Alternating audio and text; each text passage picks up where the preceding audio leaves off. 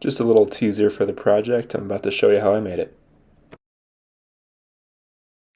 So I wanted to give you guys some context. I started this project with a piece of Wenge wood from a local hardwood shop, and I had them cut that in half. I brought it home, I jointed up the sides, and then I glued them together. I've been woodworking for about 3.5 years, and I've watched a bunch of YouTube videos on the how-tos. I dabbled in making some pretty low quality rocking chairs. I built a cabinet for the shop just for some extra storage.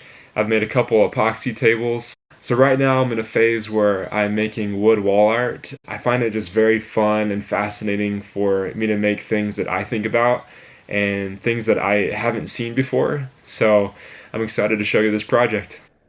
This is my basement workshop. I'm just about to start sanding the two pieces of Wenge I've glued together. They're not quite flat and my planer isn't wide enough for this piece, so I had to sand them. This process took roughly 3 or 4 hours to do. So now it's time to mark up the design with a white colored pencil, and I immediately messed up, so that's me erasing. I learned that I had to do some measuring to get the design right, which wasn't nearly as fun.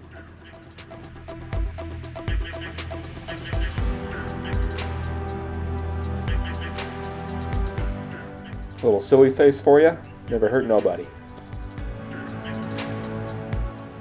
And here you can see I'm using a fancy $1 Home Depot clamp to help make the markings consistent as I move it down the piece.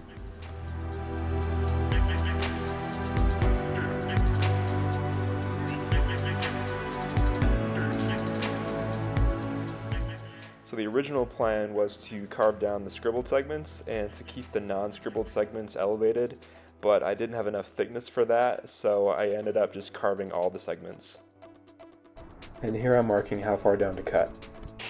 So for the biggest cuts, I use a 4.5-inch blue coarse cut saw disc.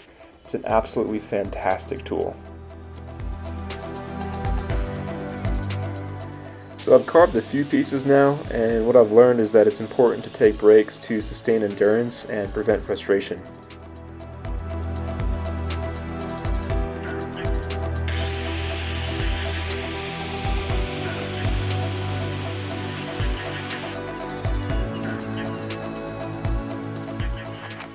So at this point in the project, I was experimenting with which tools would be the most useful. So you'll see here that I'm switching to a ball gouge, which is a product by Arbortech, and all it is a sharp piece of metal on a ball, and it spins really fast.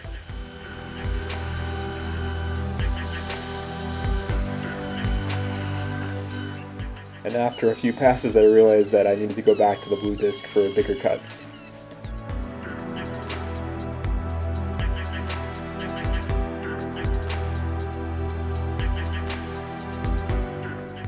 I'm using a level here to draw a line around the entire perimeter to guide myself how deep to cut each segment. And one for the camera.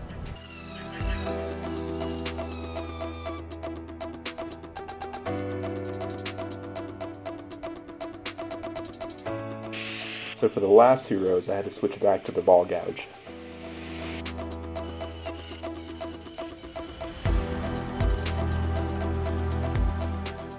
I had to be really careful here to not chip off the ends.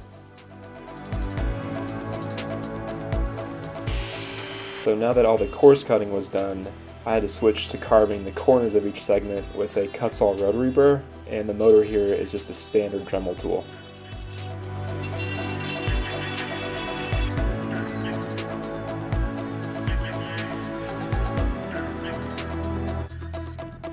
So now you'll see me switching to a sanding pad with 36 grit sandpaper. However, I didn't use this that much.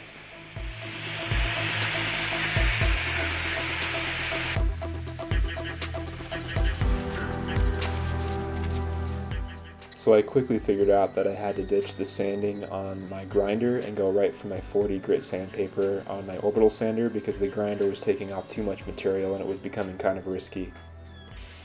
So another unique tool that I have is a contour sander, and it's also made by Arbortech, and here I'm getting the small details sanded down with 40 grit sandpaper.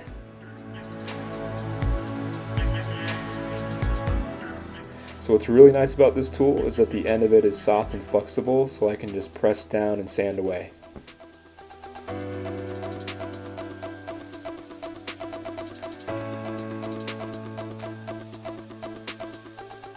So the absolute best thing about my shop is my chair, because I can just sit back and not do woodworking. I was pretty frustrated throughout this whole process, and this is me throwing a fit. So I'm changing up the music here because hand sanding was by far the hardest part about this project. So I got this sand plane off of Amazon with replaceable bottoms. As you can see, there's different contours you can choose. I use this sometimes, but mostly I just use my hands.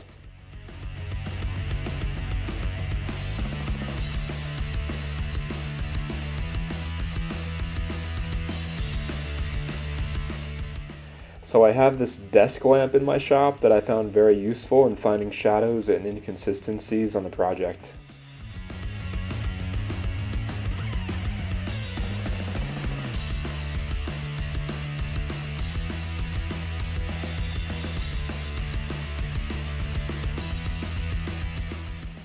I also bought this little rasp from Amazon that helped me clean up the corners and my ears.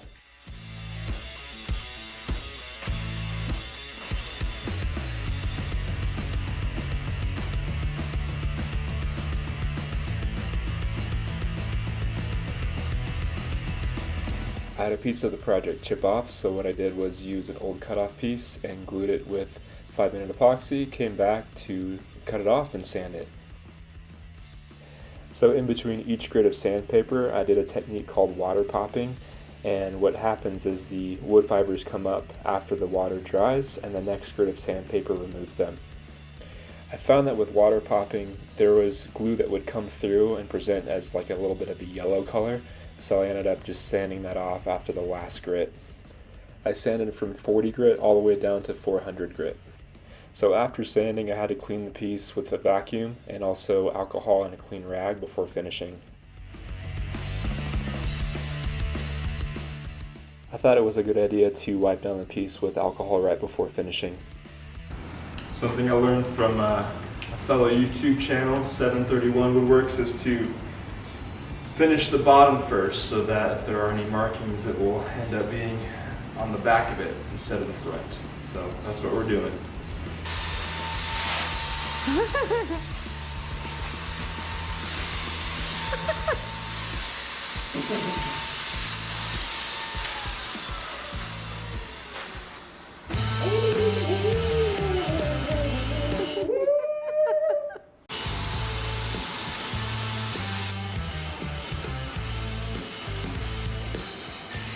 I did a total of 3 coats of lacquer, and I wiped down the entire piece between the second and third layer just to make sure the fibers of the wood would be knocked down before the very last coat.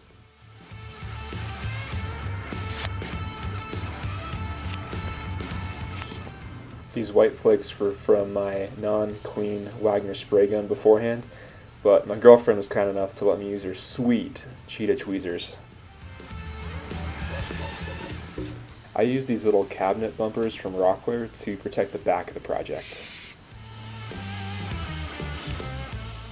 To hang the yard, I got these heavy-duty D-rings and wire off of Amazon. After my very limited research, what I found out was the smartest thing to do was to put the D-rings about a third of the way down the back of the art so that when you hang it, it won't topple forward.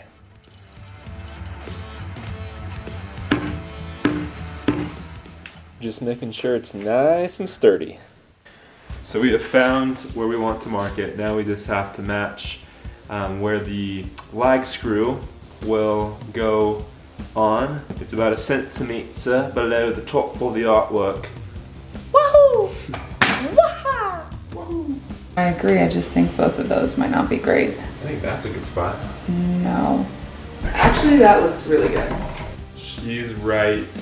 For the first time ever. I'm zooming in on your face. What was that?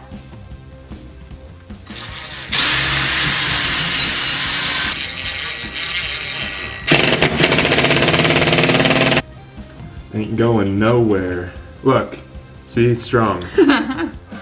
The moment of truth. Drum roll, please. Woohoo!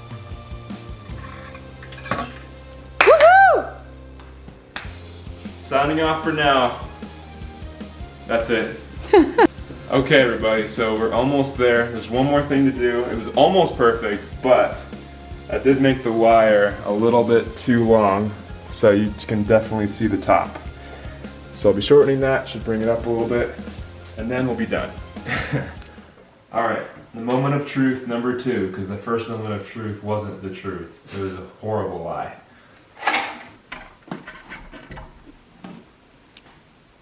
All right, now we're done.